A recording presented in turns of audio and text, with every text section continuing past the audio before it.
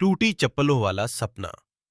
गांव के एक छोटे से घर में रहने वाला 15 साल का लड़का राहुल हर सुबह सूरज निकलने से पहले उठ जाता था।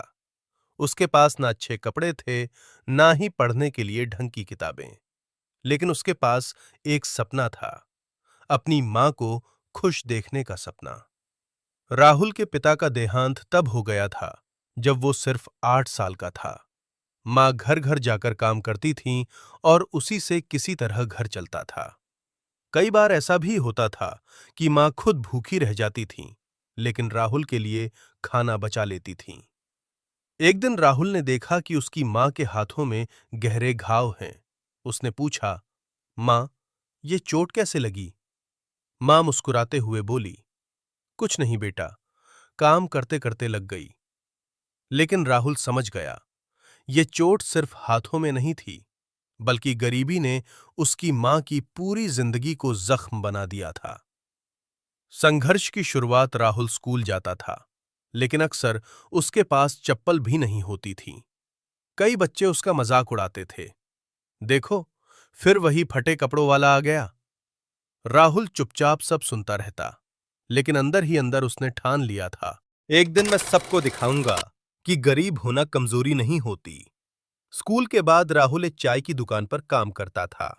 वह बर्तन धोता, चाय परोसता और रात को घर आकर पढ़ाई करता। थकान इतनी होती थी कि कई बार किताब हाथ में लेकर ही सो जाता था। एक दिन स्कूल में टीचर ने घोषणा की, जिले में एक प्रतियोगिता होने वाली है, जो जीतेगा उसे स्कॉलरशिप मिलेगी। राहुल के लिए ये मौका था अपने सपनों को सच करने का। लेकिन समस्या थी, उसके पास किताबें नहीं थीं, कोचिंग नहीं थी और समय भी बहुत कम था। उसने हार नहीं मानी। राहुल रात रात भर स्कूल की पुरानी किताबें पढ़ता, दोस्तों से नोट्स मांगता और चाय की दुकान पर काम करते हुए भी दिमाग में सवाल हल करता रहता।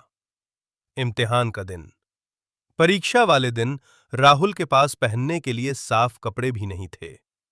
फिर भी उसने हिम्मत नहीं हारी।